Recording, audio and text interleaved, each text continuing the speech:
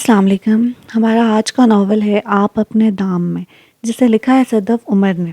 تو آئیے ناول کا آغاز کرتے ہیں. وہ چاروں نہایت پر اسرار طریقے سے کچن میں داخل ہوئیں. کچھ دیر کھٹر پٹر کے بعد اسی انداز سے وہ لان کی طرف کھلنے والے دروازے سے ہوتی ہوئیں پچھلی طرف نکل گئیں. شش، آرام سے، آہٹ نہ ہونے پائے. سب سے آگے اروین تھی جو اس گروہ کو لیڈ کر رہی تھی. وہ کیا کرنے جا رہی تھی یہ کوئی نہیں جانتا تھا. تائی کمرے کی کھڑکی حسب معمولت کھلی تھی. وہ سب سابقہ انداز میں محتاط طریقے سے چلتی کھڑکی تک پہنچنے میں کامیاب ہو گئی. ساتھیوں، منہ بند ہی رکھنا، اس کی ہدایات جاری تھیں.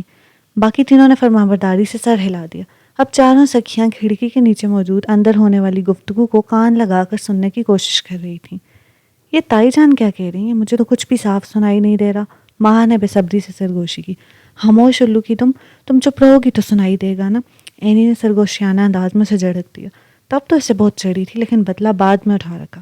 بابا کی آواز سنائی دی جو تائی جان سے کہہ رہے تھے، آپ بڑی ہیں بھابھی، جیسا آپ مناسب سمجھیں.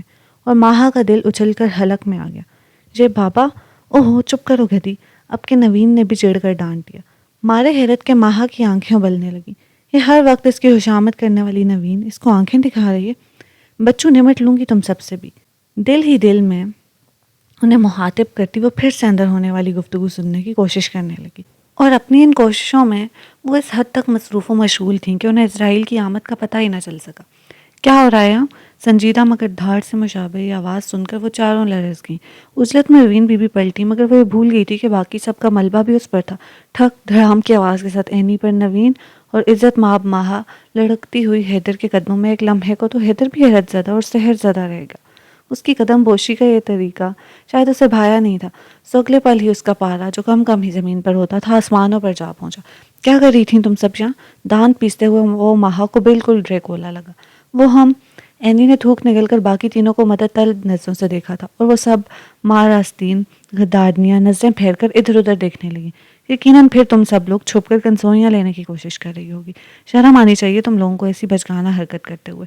حیدر شروع ہو چکا تھا اور اسے چپ صرف اللہ ہی کروا سکتا تھا. آئندہ تم چاروں مجھے یہ کرتی نظر نہ آؤ. اس کا انداز بتا رہا تھا کہ یہ آخری وارننگ ہے جو ہمیشہ ہی خطرناک ہوتی ہے. اسی لیے فرمانبرداری سے سر ہلاتی وہ جلدی سے ماہا کے کمرے میں جانے لگی. ماہا جو کچھ دیر پہلے اس کے قدموں میں جھکی ہوئی تھی اس دوران ہفت زدہ چہرہ لیے ان کے پیچھے لپکی. اور تم اسے بھاگتا دیکھ کر توپوں کا رخ اس کی جانب ہو گیا. کتنی دفعہ منع کیا کہ اپنی بدحواسیوں پر قابو پاؤ، ہر وقت گرتی پڑتی رہتی ہو. باقی کا جملہ اس نے زیر لب بولا تھا اور کیا بولا تھا ماہا کو پتا تھا. اس لیے اس کا دل چاہا کہ وہ باقی اس کو ڈانٹ پڑتا دیکھ کر تیزی سے بھاگ گئی. خوب اچھی طرح بے عزتی کروا کر وہ جب کمرے میں پہنچی تو میر جعفر کی رشتہ دار اس کے پیچھے پڑ گئیں. یہ سب تمہاری وجہ سے ہوا ہے. اس کی آنکھیں پھٹ سی گئیں. صدمہ شدید ہوا. میری وجہ سے؟ صدمے سے اس کی آواز نہیں نکل رہی تھی. ہاں، کیونکہ تم ہی مری جا رہی تھی نا کہ پاپا کا فیصلہ کیا ہے. اور وین اس پر چڑھ دوڑی. ماہا ان کی طوطا چشمی پر کچھ بول ہی نہ سکی. سن لیا فیصلہ؟ دیکھ لیا حشر؟ کتنی بے عزتی ہوئی ہے ہم سب کی صرف تمہاری وجہ سے. تمہیں ہی ہڑکتی. اگر اتنی ہی فکر مند ہو تو جاؤ اور جا کر پاپا سے کہہ دو کہ میں شادی نہیں کر سکتی. اروین کی جذباتی تقریر میں اینی نے فلمی تڑکا لگایا تھا. ہاں یہی کہو، ہم حامد ہٹلر کے جانشین کے ہاتھوں ہماری عزت خراب کر دی. ان سب کی بک بک سنتے اس کا پارا بلند ہونے لگا تھا. پتہ تھا اگر ان مطلبی سکھیوں کو کچھ الٹا سیدھا بول دیا تو ان کی مورل سپورٹ سے بھی ہاتھ دھونے پڑیں گے. تو زبردستی آنکھوں میں آنسو لانے کی کوشش کی گئی. تم لوگ کیسی بہنیں ہو، میری اتنی سی مدد نہیں کر سکتی؟ دل ہی دل میں انہیں گالیاں دیتے بظاہر بھرائی ہوئی آواز میں کہہ کر ان کے جذبات ابھارنے کی ناکام کوشش کی گئی. مگر وہ بھی ایک نمبر کی ڈھیٹ تھیں. بالکل اثر نہ ہوا. اور تو میں نہیں بھول گئی کہ میں نے تمہارے لیے کیا کچھ نہیں کیا. یاد کرو کیسے سب کو حماد کے رشتے کے لیے راضی کیا تھا. اس نے غلطی سے پرانے زخموں کو چھیڑ دیا تھا. اینی کو تو پتنگے لگ گئے. کیا کہا تم نے؟ ہاں یعنی کہ تم ماہا حسن، تم نے میرے یعنی قرۃ العین حیدر حسن کا رشتہ حماد سے طے کروایا تھا. ارے جاؤ تم نے تو رشتہ توڑوانے میں زیادہ اہم کردار ادا کیا تھا. حماد کی مما نے جب پوچھا کہ اینی کو کوکنگ آتی ہے تو تم نے سعادت مندی سے فر بتا دیا کہ بالکل نہیں آتی. کتنی دفعہ سالن جلایا ہے میں نے، روٹی تو مجھ سے گول بنتی ہی نہیں. زکام کے دنوں میں میری بنائی چائے گھر بھر کے لیے جوشاندے کا کام کرتی ہے. برتن مانجنے میں ناہن خراب ہوتے ہیں. ماہا کا ایک ایک لفظ یاد آ کر اس کا بلڈ پریشر بڑھا رہا تھا. ماہا منمنائی. وہ تو میں نے تمہارے بھلے کے لیے ہی کہا تھا. تم نے ہی تو بتایا تھا کہ حماد کی مما نہایت تعلیم یافتہ ہیں، سوشل ورکر ہیں، عورتوں کی آزادی کی قائل. اینی نے اس کی بات کاٹ دی. پر یہ تو نہیں کہا تھا کہ انہیں بہو بھی ایسی ہی چاہیے، ماڈرن سی. وہ تو میں تمہاری گفتگو سے یہی سمجھی تھی کہ انہیں مارٹ بہو چاہیے ہوگی، اس لیے تمہارے بھلے کے لیے وہ معصومیت سے بولی تھی۔ میرے بھلے؟ اینی چاہیے، اروین نے جلدی سے بڑھ کر اسے تھاما۔ ریلیکس ریلیکس، اس سے کہہ دو اروین مجھ پر احسان جتانے کی ضرورت نہیں ہے، اس نے تو مجھے برباد کرنے میں کوئی کسر نہیں چھوڑی تھی۔ وہ تو میری قسمت اچھی تھی کہ حماد سے میرا رشتہ ہو گیا، ورنہ میری کہانی ادھوری ہی رہتی۔ اس نے فلمی انداز کا تڑکا لگانا ضروری سمجھا تھا۔ اس کی تقریر نہ جانے اور کتنی طویل ہوتی کہ نوین نے ٹوک دیا۔ جو گزر گیا سو گزر گیا، اب اس بیکار کی بحث کو چھوڑو۔ اس کا مقصد اینی کو یقیناً ٹھنڈا کرنا تھا، مگر شاید اسے گرمی بہت پسند تھی۔ کیوں چھوڑوں میں؟ زیادہ ملکہ شراوت بننے، مطلب ملکہ جذبات بننے کی ضرورت نہیں ہے، خاموش ہو جاؤ اب کہ اروین نے بھی بیزار ہو کر سختی سے ٹوک دیا۔ وہ منہ ہی منہ میں بڑبڑا کر رہ گئی۔ اور ماہا تم بھی ریلیکس ہو جاؤ، سوچتے ہیں تمہارے لیے بھی کچھ۔ ساتھ میں اسے بھی تسلی دی۔ ہاں خود تینوں تو خوش نصیب ہیں، جو چاہا پا لیا، اور ایک میں۔ اس نے ٹھنڈی آہ بھر کر خود کو غم زدہ ثابت کرنے کی کوشش کی تھی اور سر جھکا لیا۔ کتنے دنوں بعد انہوں نے اس مسئلے کا ایک شاندار حل نکال ہی لیا تھا، اور اب عمل درآمد کرنے سے پہلے تصدیق کرنا چاہ رہی تھی۔ ہمدان لاؤنج میں بیٹھا بے بلیا دیکھ رہا تھا۔ انہماک دیکھنے سے تعلق رکھتا تھا۔ اینی موبائل فون کان سے لگائے سامنے برآمدہ میں لگی وال گلاس سے صاف نظر آ رہی تھی، اور وین کچن میں، جبکہ نوین وہیں بیٹھی میگزین دیکھ رہی تھی۔ ہمدان یہ کیا لگا رکھا ہے، ہٹاؤ اسے۔ ماہا نے چڑھ کر ریموٹ اس کے ہاتھ سے چھیننے کی کوشش کی تھی۔ کیا ہے آپ بھی، یہی تو وقت ملتا ہے کارٹون دیکھنے کا۔ اس نے ریموٹ کو سختی سے بغل میں دبایا۔ دیکھو بدتمیزی مت کرو، دو مجھے۔ آگے بڑھ کر ریموٹ اس سے کھینچنا چاہا، مگر وہ اپنی جھونک میں صوفے سے پھسل گئی۔ اوہ اللہ! بے ساختہ ہی ماہا کے حلق سے چیخ برآمد ہوئی۔ اینی بھاگتی ہوئی اندر آئی، اور اس کے ساتھ ہی گلاس ڈور دھکیل کر حیدر داخل ہوا۔ ہمدان اسے اٹھانے کے بجائے دانت نکال رہا تھا۔ اینی کو دیکھا جس کی شکل پر بدحواسی و پریشانی تھی۔ ایسے ہی میں اینی سے بدگمان ہوں، کتنی اچھی ہے اینی، میری وجہ سے گھبرا گئی ہے بیچاری۔ اس کے دل میں بہن کے لیے بے ساختہ پیار امڑا، مگر اس کے پیچھے حیدر کو دیکھ کر اس کی سٹی گم ہوئی۔ ایک تو اس کی انٹری ہمیشہ غلط وقت پر ہوتی ہے، اسے بڑا غصہ آیا۔ اینی اس کی طرف آنے کے بجائے کچن کی طرف بھاگ گئی، اور وہ ہکا بکا اسے دیکھتی رہی۔ محترمہ ہوش میں آ جائیں اور اٹھ جائیں۔ حیدر کی طنزیہ آواز اس کے کانوں سے ٹکرا کر اسے ہوش میں لے آئی۔ ہمدان اب تک مسکرائے جا رہا تھا۔ حبیث کیسے ہنس رہا ہے، بھائی نہیں، یہ تو دشمن ہے میرا، آئے کبھی یہ ہوم ورک کروانے یا جرنل بنوانے۔ دل ہی دل میں سے کوستے وہ شرمندہ سی اٹھ کھڑی ہوئی تھی۔ ہمدان بڑی امی سے کہو اس کی ٹانگوں کا علاج کروائیں، مجھے کچھ ٹھیک نہیں لگتی۔ ہمدان سے کہتا وہ سیڑھیاں چڑھنے لگا تھا۔ اس کی بات اور ہمدان کے کہہ کے اس کو پتنگے لگ گئے۔ سمجھتے کیا ہیں خود کو؟ میری ٹانگوں کے بجائے ان کے دماغ کا علاج کروانا چاہیے، بد دماغ کہیں کا۔ وہ غصے سے بڑبڑائی، پھر اس کی طرف مڑی۔ آنا تم خوش آمدید ٹٹو، بنا لوں گی تمہاری ڈائیگرامس۔ ہمدان کو دھمکی دے کر وہ بھی کچن کی طرف بڑھ گئی تھی، جہاں اینی اب تک بدحواس تھی۔ او پروین، میرا دل ابھی تک بہت تیز دھڑک رہا ہے۔ دل پر ہاتھ رکھ کر سطر کے اشرے کی ہیروئن سی طرح آنکھیں پٹپٹاتی ماہا کو زہر لگی۔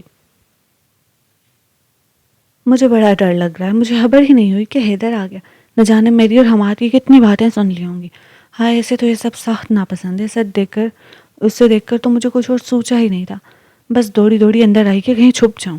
اوہ تو یہ تھی حقیقت، ماہا نے دل میں سوچا، اور میں سمجھی تھی کہ میری محبت میری چیخ سن کر آئی ہے، کمینی گھٹیا، اب کیسی بھیگی بلی بنی کھڑی ہے۔ اچھا ہوا جو اس ملک الموت نے سے حماد سے ویڈیو کال پر کیلیاں کرتے دیکھ لیا۔ خیالوں میں سے بے نقد سناتی وہ سک چونکی جب نوین پوچھ رہی تھی، تو تم اتنی کھوئی ہوئی تھی اس ڈفر حماد کی باتوں میں کہ ان کی گاڑی کا ہارن بھی سنائی نہیں دیا؟ ڈفر حماد؟ اسے تو سخت صدمہ لگا۔ کیوں بھول گئی ہو کہ حیدر کی گاڑی کل سے سروس کے لیے گئی ہوئی ہے؟ اور وین نے یاد دلانے کے ساتھ نوین کو آنکھیں بھی دکھائیں، مگر وہ بے نیازی سے کندھے اچکا کر رہ گئی۔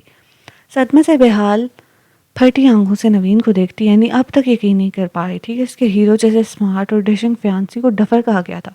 ماہا کو البتہ ایک کمینی سے خوشی ہوئی، یوں بھی آج وہ ان سب سے ایک شدید قسم کے خفیہ حسد میں مبتلا ہو رہی تھی۔ ماہا تم وہاں دروازے میں کیوں کھڑی ہو، آ جاؤ بھائی، ہم سے کوئی پردہ تھوڑی ہے۔ نوین کی نگاہ اس پر گئی تو اسے بھی دعوت دے ڈالی، اس بات سے بے نیاز کہ اینی اب اسے کیسی کیسی صلاحیتیں سنا رہی تھی۔ حیدر تایا ابو کا اکلوتا لہتے جگر تھا، گھر کا پہلا بچہ، سو اس کے نخرے بھی اوب اٹھائے گئے تھے، اور یہی اس کے بگاڑ کا سبب بنے۔ ماہا کی دانست میں حسین تایا کے بعد احسن تھے۔ ماہا کے والد اینی ماہا سے 1 سال بڑی تھی، اس کے بعد ماہا، اور ماہا کے 7 سال بعد ہمدان تھا۔ اسی طرح حسن چاچو کی بھی شروع میں 2 لڑکیاں تھیں، مہرین جو کہ ماہا کی ہم عمر تھی، اور نوین جو ان دونوں سے سال بھر چھوٹی تھی۔ پھر یاسر تھا نوین سے 5 سال چھوٹا۔ یوں ایک طرح سے اتنی لڑکیوں میں عرصہ تک حیدر اکلوتا لڑکا ہی رہا، جس کی وجہ بقول مرحوم دادی کے لڑکیوں کی ڈھیر میں وہ واحد اس گھر کا چشم چراغ رہا۔ دادی جب تک زندہ رہیں اسے پلکوں پر بٹھائے رکھا۔ اس کا مزاج اتنا سڑیل کیوں تھا؟ حالانکہ وہ اینی سے صرف 2 سال بڑا تھا، مگر سب پر اتنا روب رکھتا تھا۔ کہ لگتا تھا گھر کا واحد بزرگ وہی ہے، اور اس کو ایسا بنانے میں سارا قصور مرحومہ دادی جان کا تھا، جنہوں نے اس کو بگاڑنے اور چنگاڑنے میں مقدور بھر حصہ ڈالا تھا۔ ان کی ساری زندگی ماں سے نہ بنی۔ حیدر گھر کا پہلا لڑکا، اوپر سے شباہت میں دادا حضور سے ملتا، سو دادی مرحومہ نہال ہو گئیں، اور اس کے بعد آنے والی لڑکیوں کی لائن نے اس کی اہمیت اور قیمت بڑھا دی۔ دادی نے تو ایک طرح سے اسے گود ہی لے لیا تھا، ہر وقت پہلو میں گھسائے رکھتی، سینے سے لگائے فخریہ کہتے پھرتی، یہ تو سارا کا سارا کمال افندی کی طرح ہے، ویسی ہی شکل، ویسا ہی دبدبہ، مگر شومیہ قسمت مزاج پورے کا پورا دادی مرحومہ والا، تنگ مزاج، غصہ ور، اپنی منوانے والا، ڈومینیٹنگ، یہ سب ماہا کے فرمودات تھے۔ ماہا پیدائشی کمزور بچی تھی، ہر وقت بیمار رہتی، تو چڑچڑا پن بہت تھا۔ ماما کے پیچھے پیچھے ان کا آنچل تھامے رہ رہ کرتی ہے بچی، دادی کو ایک آنکھ نہ بھاتی تھی، کیسی بچی ہے، ہر وقت باجا ہی بچتا ہے اس کا، مجال ہے جو کبھی اسے مسکراتا دیکھا ہو، بیماریوں کی پوٹ۔ اینی اس کی نسبت بڑی ہنستی مسکراتی صحت مند بچی تھی، سو وہ ان کے زیر تاب نہیں آئی تھی، ہر وقت انجیکشن ٹھنکواتے رہو بدن میں بھی، اب خون کے بجائے دوائیاں دوڑ رہی ہوں گی۔ ان کی تنقید تو نہیں سمجھتی تھی، مگر 2 سالہ کمزور سی ماہن کے کٹیلے تاثرات دیکھتی تو سہم جاتی، اور اگر وہ اکڑو بھی وہاں ہوتا تو دانت نکالے سے چڑھاتا، اکثر رنگا دے کر گرا بھی دیتا، جس پر دادی کا پارا مزید ہایا جاتا، اور وہ ایسی ڈرپوک تھی کہ کبھی بھی چیخ کر اس کی شکایت نہ کر سکی، بس گھٹ گھٹ کر روتی اور دادی فرمائے جاتی، اس چوہیا میں بالکل جان نہیں ہے، دیکھو رو بھی نہیں سکتی، سفید چوہیا۔ ان کی یہ باتیں ماما کو بھی اچھی نہیں لگتی تھی، مگر ان کے سامنے مارے لحاظ کے کچھ کہہ بھی نہیں سکتی تھی۔ بالکل چوہیا سی بچی پیدا کی ہے تم نے نصرت، اور یہ سفید چوہیا اس کی چھیڑ بن گیا تھا، اور وہ حیدر آفندی، وہ تو باقاعدہ گھر گھر کے نظمیں بناتا رہا اور پھر بآواز بلند پڑھتا رہا۔ ماما نے جب یہ صورتحال دیکھی تو اسے زیادہ تر نانوں کے پاس چھوڑے رکھتی، دادی کی تیز نظریں اور نکیلے جملوں سے بچنے کا ایک ہی طریقہ ان کی سمجھ میں آیا تھا، ماہا بھی نانوں کے ہاں خوش رہتی۔ 10 سال کی عمر تک وہ زیادہ تر نانوں کے پاس ہی رہی، حالانکہ دادی کو اس پر بھی اعتراض تھا، مگر پھر چنگی بھلی دادی ایک معمولی سی بیماری میں چل بسی، اور اس وقت میٹرک میں تھی اور حیدر نیا نیا یونیورسٹی گیا تھا۔ دادی کے جانے کا اس چنگیز خان پر بہت اثر ہوا تھا، وہ بہت چپ چپ رہنے لگا تھا، دادی اس کے لیے سب کچھ تھی، اور پھر صرف چند ماہ بعد ہی ماہ کو یوں لگا جیسے مرحومہ دادی تو کہیں گئی ہی نہیں، بلکہ ان کی روح تو حیدر آفندی میں حلول کر گئی ہے۔ دادی مرحومہ کی ساری حسرتیں اور عادتیں محترم ہلاکو خان میں سما چکی تھیں، اس کی نکتہ چین طبیعت اس کو نشانے پر لیے رکھتی۔ ماہا گو کہ اب ہر وقت بیمار نہ رہتی، نہ بچپن والا رونا دھونا باقی رہا، مگر اسے دیکھ کر وہ ضرور حواس کھو دیتی۔ دراصل قصور اس کی ان پاؤ پاؤ کی آنکھوں کا تھا، وہ جب گھور کر اسے دیکھتی تو اس کے طوطے کبوتر سب اڑ جاتے، اور لاکھ بلانے پر بھی ٹھینگا دکھاتے، منہ موڑ کر اڑ جاتے۔ حالانکہ تایا تائی بہت نرم دل اور خوش مزاج تھے، دادی کے بعد تائی کی بات کو مقدم جانا جاتا۔ دونوں دیورانی اپنی بڑی جیٹھانی کی بہت عزت کرتی تھیں، لڑکیاں بھی اپنی ماؤں کی نسبت تائی سے زیادہ قریب تھیں، جنہیں وہ اپنی بیٹیوں کی طرح عزیزہ پیاری تھیں۔ جبکہ حیدر افندی ہاؤس کا لائق و جینیس بیٹا، جس کا اکیڈمک ریکارڈ شاندار تھا تو شخصیت لاجواب، جس نے کم عرصے سے بزنس کے میدان میں جھنڈے گاڑ دیے تھے۔ دولت کی کمی نہ تھی، مگر افندی ہاؤس آج بھی روایتوں کو سینے سے لگائے اپنی حدود کا پاس کرتا تھا۔ یہاں کے مکین پڑھے لکھے روشن خیال ضرور تھے، مگر آزادی کے نام پر بے حیائی اور بدلحاظی نہ تھی، بڑوں کا احترام کیا جاتا تھا، اور اسی کی تربیت سب کو تھی۔ اسی لیے لڑکیاں سے جھجکتی تھیں، بقول اینی کہ اس نے غصہ میں ایم فل اور طنز میں پی ایچ ڈی کر رکھی ہے۔ اسے لڑکیوں کا یوں آزادی کے نام پر کھلے عام گھومنا پسند نہ تھا، اور اس کے حکم کا سکہ گھر میں چلتا بھی تھا۔ دادی مرحومہ کا اصل جانشین جو تھا، وہی اللہ ایک خبر سنو سکھیو، وہ سب حسب معمول اینی اور ماہا کے کمرے میں بیٹھی گپے ہانک رہی تھی۔ رات کے کھانے میں بھی وقت تھا، سو اطمینان سے اپنی سرگرمیوں میں مشغول تھیں جب نوین بھاگ گیا۔ کیوں، کیا ہوا؟ خیر تو ہے؟ کہیں پاپا نے منگنی کا باضابطہ اعلان تو نہیں کر دیا؟ ماہا کی رنگت اڑ گئی تھی، آواز کانپنے لگی۔ تمہارے سر پر تو ہر وقت یہی بات سوار رہتی ہے بھائی، یہ خبر تو اینی کے حوالے سے ہے۔ نوین نے چڑھ کر پہلے اسے ڈانٹا اور پھر اینی کو دیکھا جو سن کر اچھل پڑی تھی۔ کیا ہوا خیریت؟ کہیں حماد کی مما نے انگیجمنٹ تو نہیں توڑ دی؟ اینی ماہا سے زیادہ بدحواس ہو گئی۔ اروین جلدی سے اس کے ہاتھ پاؤں سے ہلانے لگی۔ نوین اس 70 کے عشرے کی ہیروئن سے چڑ گئی۔ جی نہیں، اگر وہ یہ غلطی کرنا چاہیں بھی تو ہم انہیں کرنے نہیں دیں گے، کہ تمہیں ساری زندگی سر پر سوار رکھنے کا مطلب ایک مصیبت خود اپنے ہاتھوں سے اپنے گلے ڈالنا ہے۔ نوید کی صاف کوئی پر تو آگ ہی لگ گئی تھی۔ اس سے پہلے کہ وہ جوابی حملہ کرتی، نوین جلدی جلدی بتانے لگی۔ حماد بھائی تشریف لائے ہیں، بنفس نفیس خود، اور وہ بھی بالکل اکیلے۔ خبر ٹھیک ہے بہار، جس نے اینی کے چہرے سے یہاں سے وہاں تک پھول ہی پھول کھلا دیے تھے۔ منگنی کے بعد جتنی مرتبہ بھی حماد آیا تھا، ساتھ میں اس کی ماما لازمی ہوتی، اور آج وہ اکیلا آیا تھا، سنہرا موقع تھا۔ حماد اس سے 2 سال سینئر تھا اور یونیورسٹی کب کا چھوڑ چکا تھا، اور یونیورسٹی سے ملنے آنے کا خطرہ بھی مول نہیں لے سکتا تھا کہ اینی نے اسے پہلے اشارے کنائے اور بعد میں واضح الفاظ میں کہہ دیا تھا کہ ماہا کسی بات کو راز نہیں رکھ سکتی، ادھر ماما یا حیدر کی ایک گھر کی، ادھر اس نے سب اگل دینا ہے۔ سنا چاہتے ہوئے بھی وہ محتاط ہو گیا۔ ہے سچ نوین، سچ کہہ رہی ہو؟ حماد آئے ہیں؟ اسے تو یقین ہی نہیں آ رہا تھا، شادی مرگ کی کیفیت تھی۔ جی نہیں، جھوٹ بول رہی ہوں، حماد نہیں، ڈونلڈ ٹرمپ تشریف لائے ہیں۔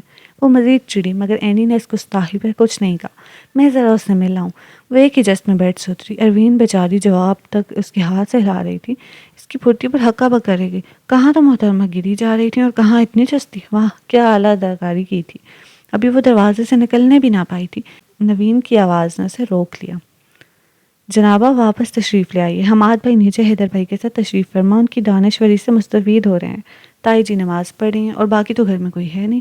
پاپا کے بزنس پارٹنر کے بیٹے کی شادی تھی، سو باقی لوگ ادھر گئے ہوئے تھے۔ اس کا جوش جھاگ کی طرح بیٹھ گیا، منہ لٹکائے وہ واپس بیڈ پر آ کر گر گئی تھی۔ ہائے میری قسمت، یارو کچھ کرو، کسی طرح روحے یار کا دیدار کروا دو۔ وہ دہائیاں دینے لگی۔ عموماً مایوسی میں وہ ایسی ہی گاڑی اردو بولنے لگتی تھی، کیونکہ اردو ادب میں ماسٹرز کر رہی تھی۔ سب کی مخالفت کے باوجود کہ سخت نالائق تھی، پڑھائی سے بھاگنے والی سو اپنی دانست میں سب سے آسان مضمون چنا تھا، مگر کیا پتا تھا کہ وہ بھی دن میں تارے دکھا دے گا۔ ہم کیا کر سکتے ہیں سوائے دعا کے؟ ماہا کے سینے میں ٹھنڈ سی پڑ گئی تھی۔ خود پر پڑی تو کیسی مظلومیت کے ڈھنڈورے پیٹ رہی ہے، اس نے کمینگی سے سوچا۔ نوین اتنا ہی بتا دو کہ کیسا لگ رہا ہے، کس قسم کے کپڑے پہنے ہوئے ہیں، بالوں کا سٹائل کیسا ہے؟ قسم سے سخت سخت لگ رہے ہیں۔ کپڑے تو انسانوں والے پہنے تھے، مگر شکل البتہ غیر انسانی لگ رہی تھی، اور بال تو بالکل ہپی سٹائل کے بنائے ہوئے ہیں۔ وہ سوچ سوچ کر بتا رہی تھی، اینی کی آنکھیں باہر کو ابل پڑی، جبکہ ماہا اور روین کو اپنی ہنسی چھپانی مشکل ہو گئی تھی۔ سچ؟ تم سچ کہہ رہی ہو؟ بھائی مجھے کیا پتا، خود ہی جا کر دیکھ لو اپنے حماد کو۔ اس نے گویا سکھ کا سانس۔ یہی تو اصل مسئلہ ہے، خود جا کے کیسے دیکھ لوں؟ ادھر ہلاکو ہن بیٹھا ہے، وہ ایسا کرنے دے گا؟ اس نے بیچارگی سے کیا۔ تو کیا انہوں نے مجھے دعوت نظارہ دی تھی کہ آؤ نوین بی بی، آ کر بطور اس کا جائزہ لے لو، اور جا کر کرو تو لین صاحبہ کی تسلی و تشفیع کرواؤ۔ جو ہی سلام کے بعد بیٹھ کر خیریت پوچھنے لگی تو فوراً آنکھیں دکھا کر اٹھا دیا کہ جاؤ جا کر امی کو بھیجو۔ ہائے ابا، مجھ پہ یہ ظلم بھی ہونا تھا، ظالم سماج دو دلوں کو چپکے ملنے بھی نہیں دے رہا۔ حماد ہم بے وفا ہرگز نہ تھے۔ وہ فلمی انداز میں دعائیاں دے رہی تھی۔ اس کی حالت پر ترس تو کیا آنا تھا کہ پتہ تھا ڈرامہ کر رہی ہے، البتہ ایک آئیڈیا اروین کے سرہیز دماغ میں پٹ سے آ گیا۔ ایک بمباسٹک آئیڈیا ہے، بتاؤ جلدی بتاؤ، کیا حماد سے ملاقات ہو سکتی ہے؟ وہ بے صبری و تاولی ہوئی جائے تھی۔ بے صبری کہیں کی۔ ہاں، اور ماہا تمہارا کام بھی ہو سکتا ہے، ادھر آؤ دونوں۔ وہ دونوں اس کے قریب آ گئیں۔ ذرا دیر بعد ہی ماہا کانپتے لرزتے قدموں کے ساتھ ڈرائنگ روم میں موجود، جہاں حیدر سنجیدگی سے حماد کے ساتھ مصروف تھا۔ یا اللہ مدد فرما، جلد جلالتو کا ورد کرتی اس نے سلامتی بھیجنی چاہیے۔ السلام علیکم حماد بھائی۔ حلق سے عجیب سی پھنسی پھنسی آواز برآمد ہوئی۔ حیدر کے ساتھ باتوں میں مصروف حماد چونکا اور پھر متوقع سالی کو دیکھ کر خوشگوار لہجے میں بولا، اس کے آس پاس نظریں دوڑانے لگا۔ حیدر کو اسے دیکھ کر لمحے بھر کو حیرت ہوئی، مگر وہ بے نیاز بنا رہا۔ کیسی ہو ماہا؟ وہ خوش دلی سے اس کی خیریت دریافت کر رہا تھا۔ جواب دیتے ہوئے اس نے حتی الامکان حیدر کو دیکھنے سے گریز کیا تھا، مبادا اس کا اعتماد ہی متزلزل نہ ہو جائے۔ اور سنائے حماد بھائی؟ کیا سناؤں؟ حماد بھائی کی اخلاقی عروج پر تھی اس کی یوں ہی اچانک نظر صرف ایک لمحے کو حیدر کی جانب ہوئی، جو بڑی حشمگی نگاہوں سے اسے گھور رہا تھا۔ وہ بے ساختہ گڑبڑا گئی، زبان بھی غلط موقع پر پھسل گئی۔ اب چائے لیں گے یا پھندا؟ جملہ غلط موقع پر غلط بندے کو دیکھتے ہوئے نکل گیا تھا۔ صرف ایک لمحے کو حیدر کی آنکھوں میں حیرت ابھری، پھر اس کی سنجیدہ سی آواز آئی، میں چائے پی چکا ہوں، تم حماد کے لیے ٹھنڈا لے آؤ۔ البتہ ماہا کا دل اچھل کر حلق میں آ گیا۔ یہ کیا غضب ہو گیا تھا؟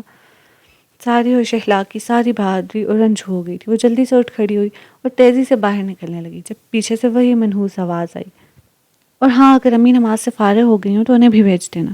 مطلب تھا انہیں ہی۔ وہ بھاگنے کے اس انداز میں نکلی، مگر بیڑا غرق ہوئے سرائشی گملے کا ٹھاس اس کے پاؤں سے ٹکرایا اور وہ لڑکھڑائی۔ انگوٹھے میں الگ درد ہونے لگا تھا۔ حماد فکر مندی سے اس کی جانب بڑھا، مگر جو اور بات کہ حیدر کو اسے اٹھتا دیکھ کر بادل نحواستہ اٹھنا ہی پڑا۔ قریب جا کر ذرا سا جھکا، ماہا کے حواس جواب دینے لگے۔ حیدر کی جانب جانبتا دیکھ کر حماد دوبارہ بیٹھ گیا، مگر اس کا دھیان انہی کی طرف تھا۔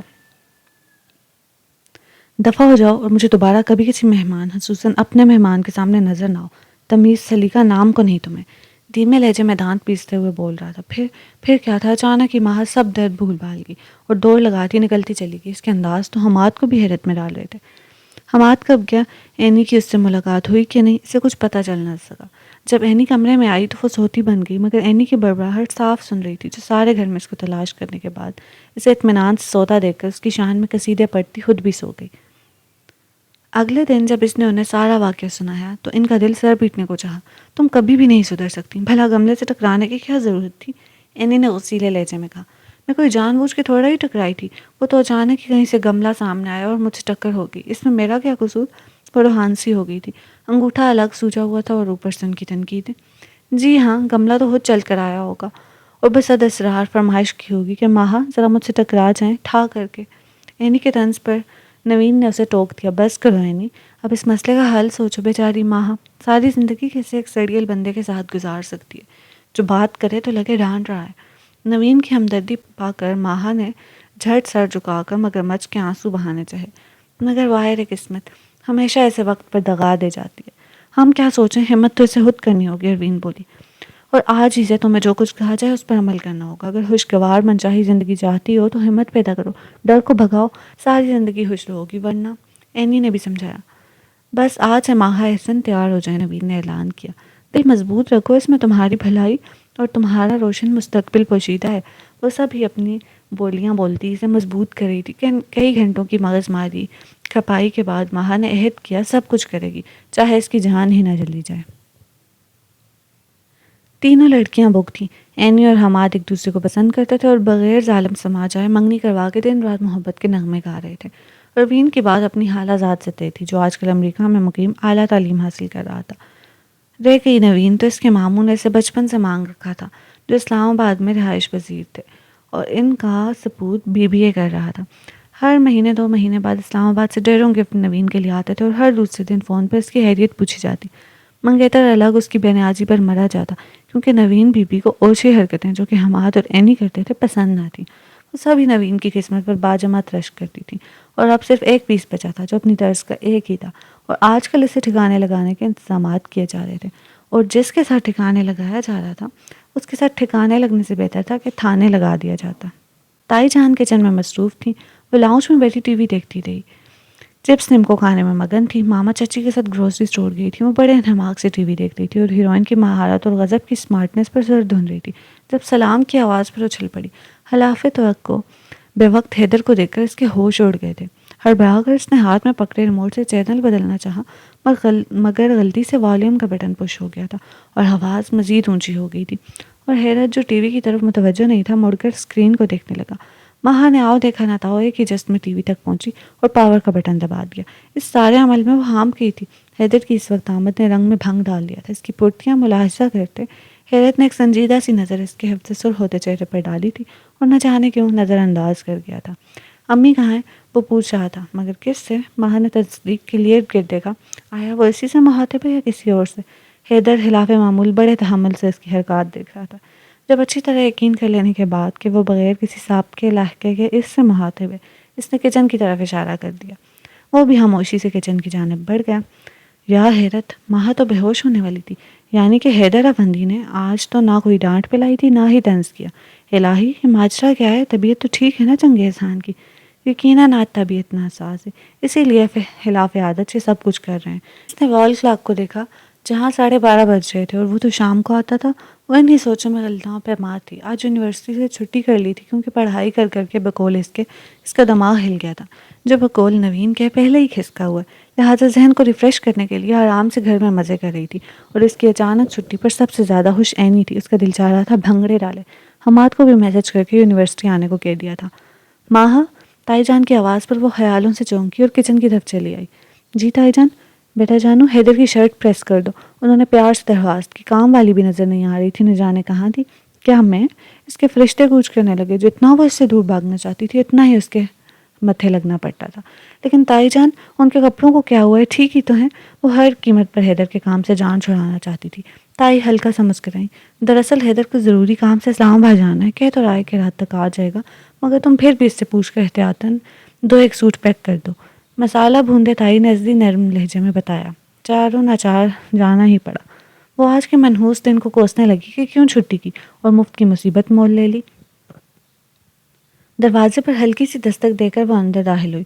حیدر موبائل پر کسی سے باتوں میں مصروف تھا، شاید ابھی نہا کر نکلا تھا۔ تولیہ گردن کے گرد لپٹا ہوا تھا اور بال بھی سلجھے ہوئے نہیں تھے۔ باتیں کرتے کرتے اس نے گردن گھما کر سوالیہ نظروں سے اسے دیکھا۔ تائی جان نے کہا ہے کہ آپ کی شرٹ استری کر دوں۔ اس نے اپنی آمد کا مقصد بتا دیا تھا اور اب منتظر تھی۔ حیرت نے انگلی سے وارڈروب کی طرف اشارہ کر دیا۔ وہ ذرا جھجکتی اس کی وارڈروب کی طرف آئی، کھول کر دیکھا مگر کچھ سمجھ نہ آیا کہ کون سی شرٹ نکالے۔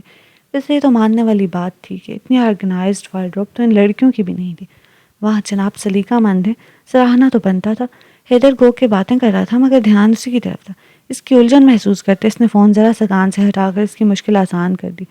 وائٹ والی کالر شرٹ پریس کر دو۔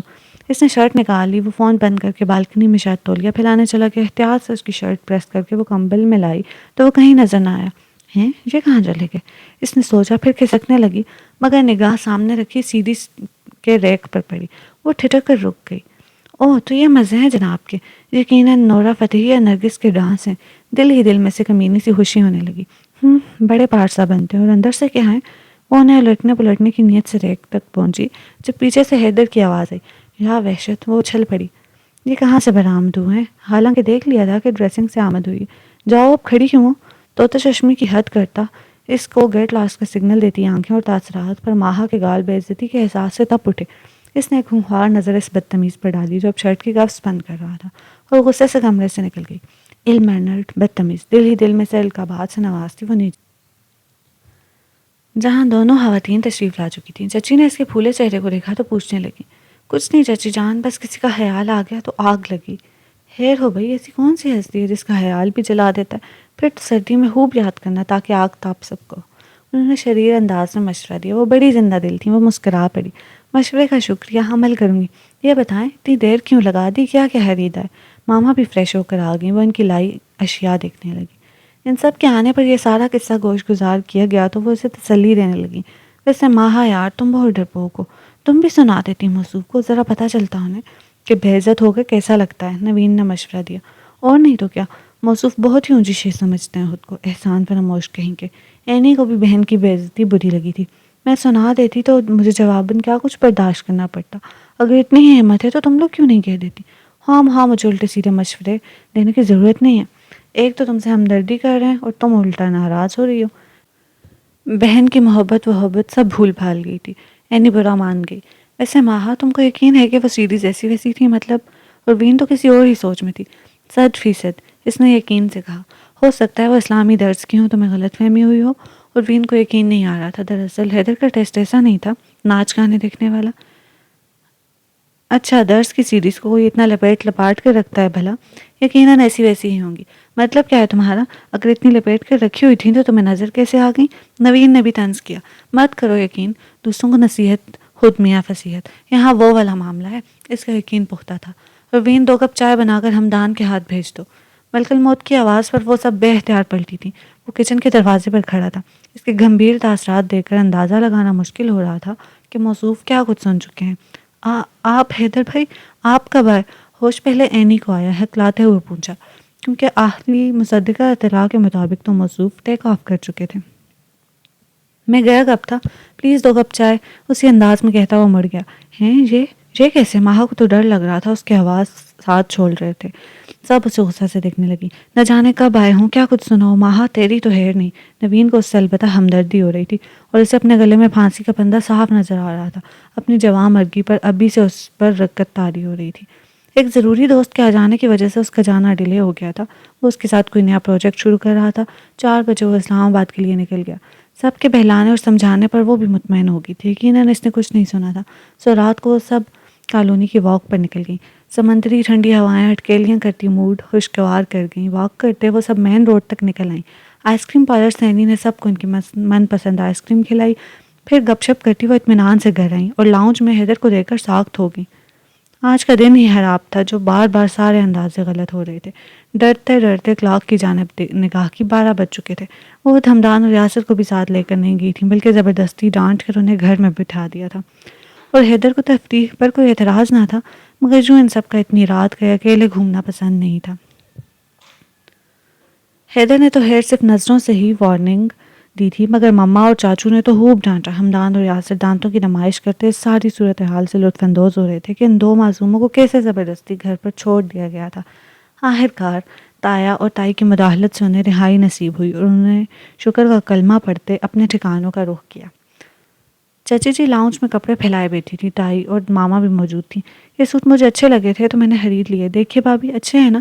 وہ آج شاپنگ کر کے آئی تھی۔ دونوں خواتین کپڑوں کو ہاتھوں میں اٹھائے جانچ رہی تھیں۔ بہت اچھے ہیں اور خوبصورت بھی۔ اروین کے لیے ہیں؟ تائی نے پوچھا۔ جی بھابھی، بھائی صاحب اب شادی پر اصرار کر رہے ہیں، سبتین امریکہ سے آنے والا ہے۔ اروین کا بھی بس لاسٹ سیمسٹر ہے۔ سوچتی ہوں بھائی جی سے مشورہ کر کے کوئی مناسب تاریخ رکھ لیتے ہیں۔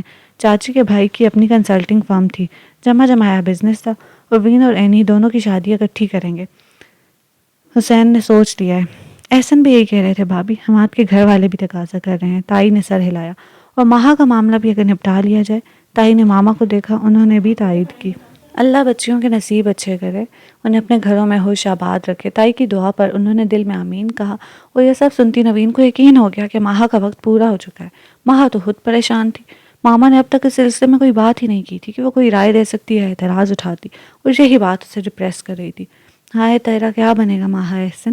اور اس دن تو حد ہو گئی جب شام کو دادا مرحوم کے ریکارڈر پر وہ غمزدہ غمگین ہیروئن بنی سر میز پر رکھے سن رہی تھی اور نیر بہا رہی تھی۔ پنجرے کے پنچھی رے تیرا درد نہ جانے کوئی، تیرا درد نہ جانے کوئی۔ اور وین اسے تلاشتی آئی تو اس قدر نحوست پھیلائے پر دل چاہا دو چار جوتے تو لگا ہی دے، مگر خیر ہمدردی بھی محسوس ہوئی۔ اٹھو ماہا، یوں کب تک سوگ مناتی رہو گی؟ دنیا بزدلوں کے ساتھ نہیں ہوتی، جاؤ اور اپنے حق کے لیے لڑو۔ اس نے ایک اداسی سے دیکھا، پھر گہری سانس خارج کرتے آہ سی لی۔ نہ چھیڑو ہمیں، ہم ستائے ہوئے ہیں، بہت زخم سینے پہ کھائے ہوئے ہیں۔ ایک ریکارڈ کیا کام تھا جو تم بھی بجنے لگی ہو؟ اس کی بے سودی آواز کو بمشکل ہضم کرتے اس نے زبردستی اسے اٹھایا۔ آؤ بڑی زبردستی چٹپٹی چاٹ بنائیے، مل کر کھاتے ہیں اور غم بھگاتے ہیں۔ چاٹ کے نام پر اس نے فی الوقت سب غموں کو اوپر سے پشت ڈالا اور اٹھ کھڑی ہوئی۔ پھر دوران دعوت سب کی ہمت دلانے پر حیرت سے براہ راست بات کرنے پر راضی ہوئی۔ دیکھو دل مضبوط رکھنا، ڈرنا نہیں۔ ہمت مردہ مدد خدا، تمہاری ساری زندگی کا معاملہ ہے۔ اسے طرح طرح سے حوصلہ دلاسا دیتے انہوں نے حیدر کے کمرے کی طرف دھکیلا۔ وہ بھی دل کڑا کر کے پہلے مرحلے کے لیے تیار ہو گئی۔ دروازے پر دستک دے کر وہ اندر چلی گئی۔ کمرے میں بہت اندھیرا تھا، پردے گرے ہوئے تھے، اسے ذرا ڈر لگا۔ کچھ سجھائی نہیں دے رہا تھا تو آگے بڑھ کر اندازاً لائٹ لگا لی۔ ٹچ کی آواز سے سارا کمرہ پل بھر میں روشن ہو گیا۔ بیڈ پر لیٹے حیدر نے آنکھوں سے ہاتھ ہٹا کر اس دہل در معقولات کرنے والے کو دیکھا۔ ماہا کو دیکھ کر اس کی آنکھیں حیرت سے پوری کھل گئیں۔ وہ سرد سے اٹھا اور سائٹ پہ رکھی شرٹ پہننے لگا، اور ماہا اس دوران سخت شرمندہ اور گھبرائی کھڑی تھی۔ اسے قطعاً خیال نہیں آیا کہ وہ اس وقت آرام کی حالت میں ہوگا۔ شرٹ پہننے کے بعد وہ غیظ و غضب سے اس کی جانب پلٹا۔ کیوں آئی ہو؟ اس کا سوال متوقع تھا۔ اب یہ تو نہیں کہہ سکتی تھی کہ آپ کی صورت دیکھنے کو دل مچلے جا رہا تھا یا آپ سے شادی نہیں کر سکتی۔ نہیں کہتے، کیونکہ اس کی اپنی پوزیشن سخت آکورڈ لگ رہی تھی، سو بہانہ گڑا۔ وہ میں چائے لے کر آئی تھی۔ چائے؟ اچھا کہاں ہے چائے؟ اس نے حسب عادت طنزی انداز میں اس کے حالی ہاتھوں کو دیکھا۔ نہیں دراصل میں چائے کا پوچھنے آئی تھی آپ سے، تائی جان نے کہا ہے۔ اٹک اٹک کر کہتی وہ ذرا روانی سے بولنے لگی۔ جواباً وہ کچھ کہے بغیر یوں ہی اسے دیکھے گیا۔ گہری نیند سے بیدار ہوئی آنکھیں لال انگارہ ہو رہی تھیں۔ اس کا دل کانپنے لگا۔ وہ ہمت کر کے پلٹی۔ میرا خیال ہے اب میں چلتی ہوں، آپ شاید چائے نہیں پینا چاہتے۔ دروازے تک پہنچی جب پیچھے سے وہ ٹھنڈے لہجے میں بولا، آئندہ اگر بغیر ناک کے تم یوں میرے کمرے میں گھسی تو مجھ سے برا کوئی نہیں ہوگا، اور دوسری بات میرے لیے ایک کپ چائے اور 2 ڈسپرین بھجوا دینا۔ اب جاؤ تم۔ اور وہ کیا کیا منصوبے بنا کر آئی تھی۔ جب ناکام پلٹی تو ان سب نے مل کر وہ حشر کیا کہ اس نے ساری گھبراہٹ لڑکھڑاہٹ کو خیر بات کہہ دیا۔ گھر میں شادی کی ہلکی پھلکی تیاریاں شروع ہو گئی تھیں۔ اینی تو خوشی سے پھولے نظم آ رہی تھی، دل تو چاہتا تھا کہ خوب بھنگڑے ڈالے۔ ماہا نے بھی اب حماد سے زیادہ بات چیت کرنے پر پابندی لگا دی تھی، اور وین البتہ نارمل تھی۔ خود تو ماہا بھی تھی کہ خاندان کی پہلی پہلی شادیاں تھیں، مگر اپنی فکر اسے کم ہی بے فکر ہونے دیتی۔ تینوں بزرگ خواتین سرفراز ماموں کے ہاں گئی ہوئی تھیں۔ حمدان اور یاسر میچ کھیلنے گراؤنڈ میں، مرد حضرات ابھی دفتر سے نہیں لوٹے تھے، میدان خالی تھا۔ سوروین کے زرخیز دماغ نے پلان بی پر عمل درآمد کے لیے اس وقت کو آئیڈیل قرار دیا تھا۔ اب تیاری شروع کی گئی۔ حیدر کی آمد میں کچھ وقت تھا۔ تم ایسا کرو ماہا، یہ سوٹ پہنو۔ اینی نے ڈھونڈ ڈھانگ کر ایک زرق برق سوٹ نکالا تھا۔ اس کی لشکاریں دیکھ کر اس کی آنکھیں چندھا گئی۔ یہ ماہا کی چیخ سے مشابہ آواز نکلی۔ یہ میرون سوٹ بطور عیدی نوین کے لیے آیا تھا۔ ہاں کیا خرابی ہے اس میں؟ وہ کمر پر ہاتھ رکھ کر مڑی۔ حرابی؟ اس میں خوبی کون سی ہے؟ نہ بھائی، میں کوئی کسی شادی پر جا رہی ہوں جو ایسا بھڑکیلا چمکیلا لباس پہنوں۔ اس نے صاف انکار کر دیا۔ زیادہ نہرے دکھانے کی ضرورت نہیں ہے، اگر تمہیں اپنا مستقبل عزیز ہے اور حیدر سے چھٹکارا پانا ہے تو جیسا ہم کہیں اس پر عمل کرو۔ اروین نے زور دے کر سمجھایا، لیکن یہ تو اس نے کچھ کہنا چاہا، بس چپ، فضول میں کچھ بحثی کیے جا رہی ہو۔ حیدر کو ڈیسنٹ اور سمپل لڑکیاں اچھی لگتی ہیں، یہ چھمک چھلو ٹائپ کی لڑکیاں سخت زہر لگتی ہیں اسے۔ اگر تم اس سے براہ راست بات کر کے اپنا انکار نہیں پہنچا سکتی تو اس کو ایسا بنا کر پیش کرو کہ وہ خود تمہیں ریجیکٹ کر دے۔ اروین کی تقریر میں سے لفظ ڈیسنٹ اور ریجیکٹ دونوں پر شدید اعتراض تو ہوا، مگر ضبط کے گھونٹ بھی کر رہی تھی۔ اس وقت ان سے بگاڑ بھی نہیں سکتی تھی۔ وہ سب اسے ڈریسنگ سٹول پر بٹھا کر جت گئیں، اور جب فخریہ مسکراتی ہٹی تو خود کو آئینے میں دیکھ کر اس کی چیخ ہی نکل گئی۔ اتنا ڈارک اور heavy make up, dark maroon lipstick, eye shadow اور بلش آن، وہ بالکل کسی سرکس کی جوکر لگ رہی تھی۔ بال بھی کھول کر شانوں پر بکھیر دیے تھے، بس ہاتھ میں بال تھمانے کی کسر رہ گئی تھی۔ میں کیا کسی مقابلہ چڑیل میں جا رہی ہوں جو اتنا تیز میک اپ کر دیا ہے تم سب نے، اوپر سے ڈریس اور کھلے بال؟ وہ جیسے رو دینے کو تھی۔ جواباً تینوں دانشور بن کر اسے ڈانٹنے لگی اور افادیت پر لیکچر دینے لگی کہ گاڑی کے مخصوص ہارن نے انہیں مزید پرجوش کر دیا۔ لگتا ہے حیدر آ گیا، چلو اٹھو اور دکھا دو کہ تم کسی سے کم نہیں۔ مگر اروین، میں سلیے میں اس کے سامنے کیسے جاؤں گی؟ وہ بیچارگی و عاجزی سے بولی۔ اٹھو پیاری بہن، ہمت پکڑو، اگر آج یہ سنہری موقع ضائع کر دیا تو زندگی بھر پچھتانا پڑے گا۔ سمجھاتے بجھاتے وہ اسے پورچ تک لانے میں کامیاب ہو گئی اور پھر اسے چھوڑ کر خود غائب۔ وہ بے چینی سے ہاتھ ملتی اس کے آنے کا انتظار کر رہی تھی، نہ جانے گاڑی کو ڈرائیو وے پر روکے وہ کیا کر رہا تھا۔ گاڑی آئی اور حیدر کے ساتھ کوئی اجنبی صورت دیکھ کر اس کے اوسان ہتا ہو گئے، اور گاڑی سے باہر آیا حیدر خود مجسمہ بنا ساکت کھڑا اس نمونے کو پہچاننے کی کوشش کر رہا تھا۔ اجنبی بھی یقیناً شاک رہ گیا تھا، ایسا حسن اس نے شاید زندگی بھر نہیں دیکھا تھا۔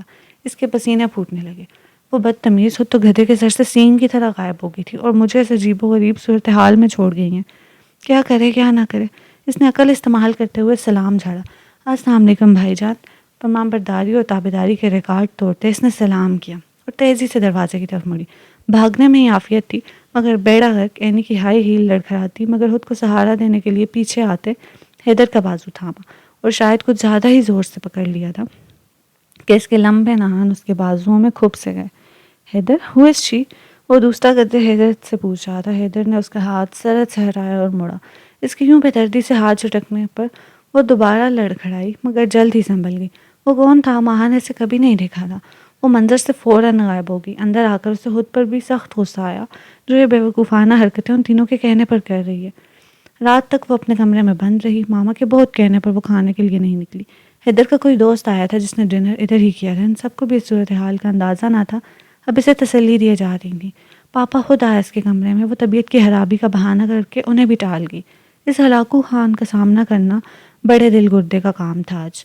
مگر کب تک؟ اگلا پورا دن بھی وہ بجھی بجھی سی رہی۔ ماما بھی فکر مند ہو گئی۔ یوں بھی شروع سے ہی وہ بہت نازک رہی تھی۔ وہ انہیں تسلی دے کر بہلانے لگی، مگر رات کو جب اس کی طلبی کا پیغام دے کر ہمدان مانی ہیزی سے مسکراتا رفو چکر ہوا تب سب حقیقی معنوں میں پریشان ہو گئیں۔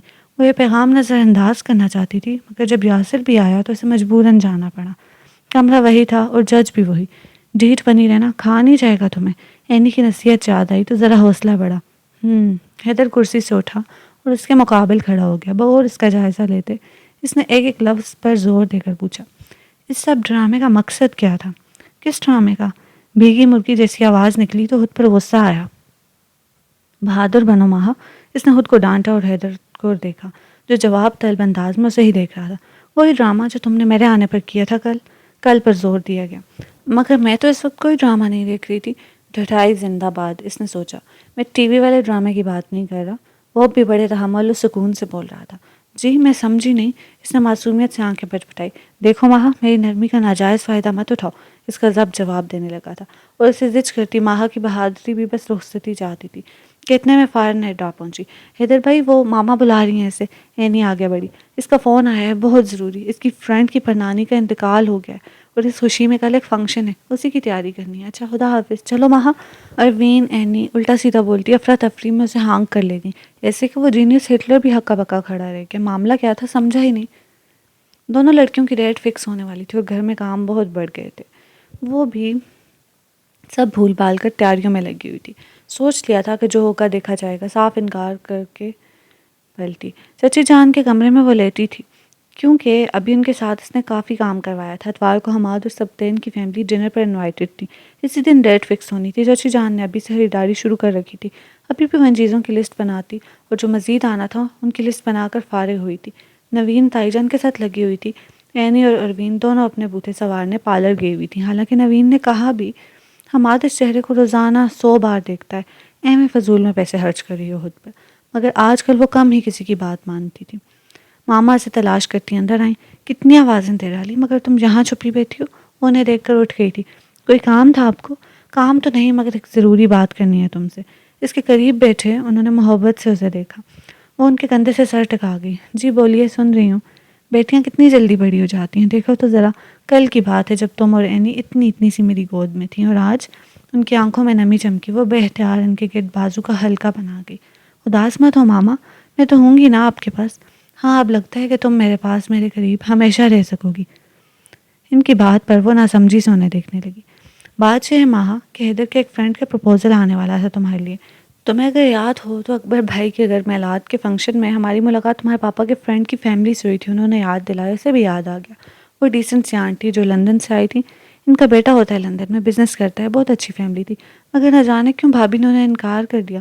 حالانکہ تمہارے پاپا نے بھابھی کے کہنے پر رضامندی دے دی تھی، مگر چونکہ کچھ فائنل نہیں ہوا تھا تو تم سے ذکر ضروری نہیں سمجھا۔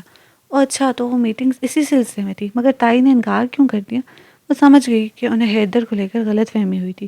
جہاں اس نے سکھ کا سانس لیا وہاں افسوس بھی ہوا کہ لندن پلیٹ کو منع کیوں کر دیا گیا۔ اور ماما بتا رہی تھی، مگر اب بھابھی نے حیدر کے لیے بات کی ہے اور تمہارے پاپا اور ہم سب اس رشتے پر بہت خوش ہیں۔ تم بتاؤ، تم کیا کہتی ہو؟ اس کا دماغ بھگ سے اڑ گیا۔ ماما، حیدر؟ پلیز ماما، اس سے تو بات ہی پوری نہیں ہو رہی تھی۔ اس کے رنگ بدلتے چہرے کو دیکھتی ماما ذرا پریشان ہو گئیں۔ کیا ہوا ماہا؟ کیا تم راضی نہیں ہو؟ تمہارے تایا تائی نے بڑے مان دعوے سے مانگا ہے تمہیں، اور سچ پوچھو تو یہ میری بھی شدید خواہش تھی کہ میری ایک بیٹی میرے نظروں کے سامنے رہے۔ پھر حیدر بہت بہترین لڑکا ہے، دیکھا بالا، صورت و سیرت دونوں میں بے مثال۔ ماما اس کی مدد سرائی میں مصروف تھی۔ اگر سب راضی ہیں تو اس سے پوچھ کر یا بتا کر کون سی فارمیلٹی نبھائی جا رہی تھی؟ ماما، میں اس رشتے پر راضی نہیں ہوں۔ حیدر مجھ سے بہت مختلف ہے، وہ مشرق ہے تو میں مغرب، ہم دونوں کا مزاج، سوچ کچھ بھی نہیں ملتی ماما۔ اس کے اس قدر واضح جواب پر ماما چپ کر گئیں۔ وہ ان کے بولنے کی منتظر انہیں دیکھے جا رہی تھی جو سخت مایوس نظر آ رہی تھی۔ تم ایک دفعہ پھر سے سوچ لو، اتنی جلد بازی اچھی نہیں ہوتی، وقت لینا ہے تو لے لو، مگر یوں؟ انہیں شاید ماہا سے صاف انکار کی امید نہ تھی، کہنا تو وہ بہت کچھ چاہتی تھی، مگر ان کے بھجے چہرے کو دیکھ کر خاموش ہی رہی۔ رات جب یہ بات اس نے ان چاروں کو بتائی تو سب چونک گئی۔ یہ دوست وہی تو نہیں جو ڈنر پر بھی آئے تھے جب ماہا جو کر مطلب تیار ہوئی تھی؟ نوین دور کی کوڑی لائی اور پھر تصدیق بھی ہوگی۔ مجھے لگتا ہے تمہارا اتنا بونگا ہولیا اسے پسند نہیں آیا ہوگا، اسی لیے بھاگ گیا۔ نوین نے تجزیہ کیا، پر اسے وہ ہینڈسم لڑکا یاد آ گیا جو حیدر کی گاڑی سے نکلا تھا۔ ہائے میرے نصیب، کتنا ہینڈسم تھا وہ، کم از کم اس کھڑوس سڑو حیدر سے تو 100 گنا اچھا۔ اس کا افسوس دو چند ہو گیا تھا۔ اس کے انکار کی بھنک حیدر کو بھی پڑ گئی تھی۔ اتوار کو چونکہ تاریخ طے ہونی تھی سو کام بھی زیادہ تھا، وہ بھی مصروف تھی۔ دلہنیں تو ہاتھ پر ہاتھ دھرے بیٹھی مزے کر رہی تھیں، وہ آتے جاتے انہیں جتا رہی تھی، دونوں شاہانہ انداز میں مسکرائے جا رہی تھیں۔ ماہا جان، ایک چائے کا کپ اسٹڈی میں پہنچا دو۔ چچی جی کی آواز اس نے سنی۔ وہ فلاسک سے چائے کپ میں ڈال کر اسٹڈی میں آئی۔ وہاں کوئی نہیں تھا، البتہ لیپ ٹاپ آن تھا، یوں جیسے کوئی کام کرتے کرتے چھوڑ گیا۔ اس نے کپ احتیاط سے ٹیبل پر رکھا اور چائے جانے کو مڑی، جب ہی وہی سی ڈیز کا پیک اسے وہاں نظر آیا۔ اس کا تجسس سے آنکھ اٹھا، آگے بڑھ کر اس نے ایک سی ڈی نکال کر دیکھا۔ سلور کلر کی چمکتی سی ڈی بظاہر عام سی لگ رہی تھی۔ کچھ سوچ کر اس نے لیپ ٹاپ میں وہ سی ڈی ڈالی، فائل میٹنگ میں جا کر اسے کھولا، پر ان میں شاید صرف ڈاکومنٹس تھے۔ اس نے دوسری سی ڈی بھی لگائی مگر کچھ نہ ملا۔ اچانک ایک ہاتھ پیچھے سے آیا اور اس کے ہاتھ میں تھامی سی ڈی کو پکڑ لیا۔ وہ ڈر کر مڑی، وہ حیدر تھا۔ وہ شاید کام کرتے کرتے اٹھ کر گیا تھا۔ وہ خجل سی ہو گئی۔ دیکھ لی سی ڈیز، کر لی تصدیق کہ کوئی ایسی ویسی سی ڈیز نہیں ہے؟ وہ کیا جتانا چاہ رہا تھا؟ وہ سمجھ کر مزید کیسے آ گئی، یعنی اس نے ساری گفتگو سنی تھی، مگر کمال ہے اس نے کچھ کہا نہیں۔ آپ غلط سمجھ رہے ہیں، میرا وہ مطلب نہیں تھا۔ اب مزید کیا کہتی؟ میں سب مطلب اچھی طرح سمجھتا ہوں، تم یہ بتاؤ انکار کیوں کر رہی ہو؟ وہ یوں اچانک براہ راست پوچھ بھی سکتا ہے، اس کے وہم و گمان میں بھی نہیں تھا۔ اب اس کے منہ پر کیسے اس کی برائیاں بتا سکتی تھی؟ سو جلدی سے جانے کو پر تولنے لگی۔ وہ مجھے بہت کام کرنے ہیں، مجھے معلوم ہے تم کتنی مصروف ہو، مگر اس وقت جو پوچھا ہے اس کا جواب بھی بہت ضروری ہے۔ ہاں بتاؤ، وجہ کیا ہے؟ چیئر پر اطمینان سے بیٹھے اس نے چائے کا کپ اٹھا کر گھونٹ لیا۔ پھر اس کے رنگ اڑے چہرے کو بغور دیکھنے لگا، اس کے انداز اسے مزید بوکھلائے دے رہا تھا۔ یوں تو محترمہ کی زبان خوب چلتی ہے، مگر اس وقت تو لگتا ہے فرشتے بھی کوچ کر گئے ہوں جیسے۔ اس نے سوچا تھا، یہ سب تمہاری مرضی تھی نا، تو اب یوں نخرے کیوں کر رہی ہو؟ میری مرضی کیا مطلب؟ وہ چونکی۔ ہر وقت مجھے متوجہ کرنے کو تم کیا جتن کرتی رہتی تھی؟ میرے حواسوں پر سوار رہنے کے لیے ڈرامے بھی خوب کیے تم نے۔ اب جب سب تمہاری خواہش کے مطابق ہو رہا ہے تو پھر یہ انکار کیوں؟ اطمینان سے چائے پیتے اس کا لہجہ سے آگ لگا گیا تھا۔ آپ کو کس نے کہا ہے کہ یہ میری مرضی سے؟ کیسے اتنے دعوے سے کہہ سکتے ہیں آپ کو کہ آپ کو متوجہ کرنے کے لیے ڈرامے کرتی تھی، آپ کی توجہ حاصل کرنے کو؟ اس نے کمال اطمینان سے اس کی بات کاٹ دی۔ تو پھر ان سب کا مقصد کیا تھا؟ آپ غلط سمجھ رہے ہیں میں۔ اس نے ہاتھ اٹھا کر پھر اسے بولنے سے روک دیا۔ اگر میں غلط سمجھ رہا ہوں تو جہانگیر کے سامنے تم اس قدر آکورڈ حلیے میں کیوں آئی تھی؟ وہ تمہیں ہی دیکھنے آیا تھا، مگر تمہاری بدحواسیاں اور اتنا چیپ حلیہ دیکھ کر اس نے مجھ سے صاف صاف کہہ دیا کہ ایسی چمک چھلو اور میک اپ زدہ لڑکیوں سے الرجی ہے اسے۔ وہ سپر اور ڈیسنٹ لڑکیوں کو پسند کرتا ہے۔ تم اس کے معیار سے کہیں آگے کی تھی۔ حالانکہ اس رشتے پر میں نے سب کو راضی کر لیا تھا، بات تقریباً فائنل ہونے والی تھی، مگر اب کیا کیا جائے، تمہاری پرسنالٹی نے سب کچھ بگاڑ دیا۔ میں نے جان بوجھ کر ایسا نہیں کیا تھا۔ وہ چٹک گئی۔ جناب کس خوش فہمی میں ہے؟ پھر کیا تھا تمہارا میرے لیے سجنا سنورنا؟ حالانکہ تم جانتی ہو مجھے فضول حرکتیں کتئی پسند نہیں۔ اس نے باقی ماندہ چاہے ایک گھونٹ میں ختم کر کے کپ رکھا، پھر قدرے مانی ہیجی سے اس کے چھوٹے چہرے کو دیکھ کر لطف اٹھایا۔ اس نے بھی تو مجھے کتنا تنگ کر رکھا تھا۔ آپ چھپاؤ مت، میں سب جان گیا ہوں، مگر یاد رکھنا مجھے لڑکیوں کی یہ آزاد روی نہیں پسند۔ تم میری کزن ہو، میرے گھر کی عزت، اس لیے میں نے فوراً آگے بڑھ کر تمہارا ہاتھ مانگا ہے، تمہاری مشکل آسان کی ہے تاکہ کل کو تمہارے بارے میں کوئی بات نہ کر سکے۔ سب یہی سمجھتے ہیں کہ رشتہ میری مرضی سے طے ہو رہا ہے، مگر میں جانتا ہوں حقیقت کیا ہے۔ تم فکر مت کرو، تمہارا راز ہمیشہ راز ہی رہے گا۔ آفٹر آل میں افندی ہاؤس کا بڑا بیٹا ہوں، اس کی عزت میں نہیں سنبھالوں گا تو کون سنبھالے گا؟ ماہا کا فشار خون بڑھتا جا رہا تھا۔ وہ کس قدر حباست سے یہ سب کہہ رہا تھا۔ خوش فہمی کا شکار اکڑو یہ سمجھ آ رہا کہ میں اس پر فدا ہوں۔ اف میرے خدا، مارے غم و بے بسی کے اس سے کچھ بولا ہی نہیں جا رہا تھا۔ ہاں یہ بھی سمجھ لینا کہ میں چھپ چھپا کر کچھ بھی کرنے کا قائل نہیں ہوں، ہر کام ٹنکے کی چوٹ پر کرتا ہوں۔ یہ سیڈیز بہت ضروری ڈاکومنٹس کی تھیں، اس لیے ان کو احتیاط سے رکھا تھا۔ سیڈیز اس کی آنکھوں کے سامنے لہرائے گئیں۔ وہ تو صدمے سے بت بنی اسے دیکھے جا رہی تھی۔ جو حرکتیں اسے متنفر کرنے کو کی تھیں وہ تو الٹا اس کے گلے پڑ گئی تھیں۔ وہ مغرور اس کے عوض اسے اپنا کر احسان کا ٹوکرا اس کے سر پر لاد رہا تھا تاکہ ساری زندگی وہ اس کے بوجھ سے دبی رہی۔ ہائے یہ کیا ہو گیا تھا؟ لگتا ہے شادی مرگ ہو گیا ہے تم کو۔ ہونا بھی چاہیے، مجھ جیسا لائف پارٹنر ہر لڑکی کا خواب ہوتا تھا، اور تمہیں تو بن مانگے تمہاری چاہت مل رہی ہے۔ اس کی خود پسندی اسے زور کا دھچکا لگا اور ہوش آیا۔ یہ آپ کی غلط فہمی پلس خوش فہمی پلس خود ستائی ہے۔ میرا ایسا کوئی مقصد نہیں تھا۔ آپ خود سے نہ جانے کیا کیا افسانے بنائے جا رہے ہیں۔ اچھی مشرقی لڑکیاں یوں ہی کہتی ہیں، چلو کچھ تو مشرقیت تم میں زندہ ہے۔ اس نے جیسے حراج تحسین پیش کیا۔ میں سچ کہہ رہی ہوں، آپ سمجھتے کیوں نہیں؟ وہ جھنجھلانے لگی۔ اور کیسے اسے یقین دلائے؟ ٹھیک ہے ٹھیک ہے، وہ یوں بولا جیسے بچوں کی کسی بچگانہ بات پر بڑے پچکارتے ہیں۔ آپ مجھے کچھ بولنے دیں گے؟ وہ ضد ہو رہی تھی، رونا الگ آ رہا تھا۔ ہائے یوں بھی تقدیر پلٹا کھا سکتی تھی۔ بولنا ضرور بولنا، بڑی امی کے سامنے۔ اب یہ انکار تمہارے منہ سے نہ سنوں۔ اچھی لڑکیوں کی طرح شرافت سے بڑوں کے فیصلے پر سر جھکا دینا، ورنہ دوسرا آپشن ہے عابد کا رشتہ بھی آیا ہوا ہے، اور میں چاہوں تو سب کو اس پر بھی راضی کر سکتا ہوں۔ اب جاؤ۔ قدر رکھائی سے کہتا وارننگ دے کر وہ لیپ ٹاپ کی طرف متوجہ ہو گیا تھا، اور ماہا اسے تو دن میں بھی تارے نظر آنے لگے تھے۔ لڑکھڑاتے قدموں سے وہ باہر نکلی، اس کی وارننگ کو سوچ رہی تھی، اور اس کے رونگٹے کھڑے ہو رہے تھے۔ وہ پڑھا لکھا جاہل عابد، جس کی 5 فٹ 2 انچ ہائٹ پر وہ خاندان بھر میں کوڈو کے نام سے مشہور تھا، اور جس کی گھنی مونچھیں دیکھ کر جنگل کا خیال آتا تھا، چمکتا سر گنجپن کا شکار تھا، اور ہر لڑکی کو دیکھ کر اس پر عاشق ہو جانا ہابی۔ ہائے میری سکھیوں، بیڑا غرق ہو تم لوگوں کا۔ تمہارے الٹے سیدھے مشوروں نے مجھے کس حال میں پہنچا دیا۔ اللہ کرے ہم آج تمہیں دیکھنے سے اور پہچاننے سے انکار کر دے، اور اروین شادی والے دن تمہیں موشن لگ جائے، اور سبتین کو کرونا ہو جائے۔ ایک دوسرے کو دور دور سے دیکھو، ترسو۔ وہ بد دعائیں دیتی بے تحاشا روئے جا رہی تھی۔ وہ تینوں ناسمجھی سے اس کے آنسو دیکھے جا رہی تھیں۔ دل میں کیا کیا کہا جا رہا تھا وہ تو سیکرٹ تھا نا، کہ زبان پر لا کر ان کی مورل سپورٹ سے ہاتھ نہیں دھو سکی تھی۔ یہ تو آپ اپنے دام میں سے یاد آ گیا تھا، اور جب بات کھلی تو نوین سے ہنسی روکنا دشوار ہو گیا تھا، جبکہ وہ دونوں اس کے غم میں برابر کی شریک تسلی دیے جا رہی تھیں۔ اور اسٹڈی میں لیپ ٹاپ کو بھولے کرسی کی پشت سے ٹیک لگائے حیدر افندی اس ساری صورتحال کو سوچتا لطف اندوز ہو رہا تھا۔ اس کے لٹکے ہوئے سرخ چہرے کو تصور میں لاتا مسکراتے ہوئے سوچے جا رہا تھا، اس دن اس قدر جلووں نے حیدر افندی کی آنکھیں چکا چوند کر دی تھی، تو جہانگیر کی بھی اس نازک سی لڑکی میں دلچسپی محسوس کر کے نہ جانے کیوں برا لگا تھا۔ گو کہ آیا وہ اسی کو دیکھنے تھا، مگر اس کا دل چاہا کہ وہ سارے منظر سے ماہا کو غائب کر دے۔ ڈارک میرون کپڑوں میں اس کی انتہائی سفید رنگت چمک رہی تھی۔ گو کہ اتنا ہیوی میک اپ اور کھلے بالوں کو دیکھتا وہ بھی حیرت زدہ رہ گیا تھا، مگر جب اس نے خود کو سنبھالنے کے لیے اس کا سہارا لیا تو اتنے پاس سے اس کی وہ سہمی آنکھیں اسے عجیب سے احساسات سے دوچار کر گئی تھیں۔ پھر بہت سوچنے کے بعد اس نے جہانگیر والے رشتے پر امی سے بات کی اور اپنی خواہش کا اظہار بھی کیا۔ وہ بے پایاں خوش ہو گئی تھی، اس سے بڑھ کر کون ہو سکتا تھا۔ سب معاملات آسانی سے طے ہو گئے تھے، مگر ماہا کے انکار نے اسے دھچکا پہنچایا۔ پھر نوین کو رازدار بنا کر اس نے سب کچھ اگلوا لیا۔ وہ مان گیا تھا کہ ایک گھی سیدھی انگلی سے نہیں، ٹیڑھی سے ہی نکلے گا۔ سب کچھ ویسا ہوا جو اس نے سوچا تھا۔ ماہا کو اپنی باتوں میں پھنساتا، وہ اس کے تاثرات کو دیکھتا، اپنی مسکراہٹ روک رہا تھا۔ جانتا تھا تیر نشانے پر بیٹھا ہے اور نتائج بھی من پسند آئیں گے، اب بس انتظار تھا تو اس کی ہاں کا۔ ویسے وہ اب تک بے یقین تھا کہ اس دن وہ اسے کیسے کسی پری، کسی مس ورلڈ سے کم نہیں لگ رہی تھی۔ شاید کیوبٹ کا تیر جو ہی چلتا ہے، اور بے وقوف شاید کبھی نہ جان سکے گی کہ اس سرکس کے جوکر والے حلیے میں وہ حیدر افندی جسے بندے کو اتنا بھائی تھی کہ سادہ اور سوبر لڑکیوں کو پسند کرنے والا حیدر افندی تیر محبت کا شکار ہو گیا اور اپنے دام میں آپ پھنس گیا تھا۔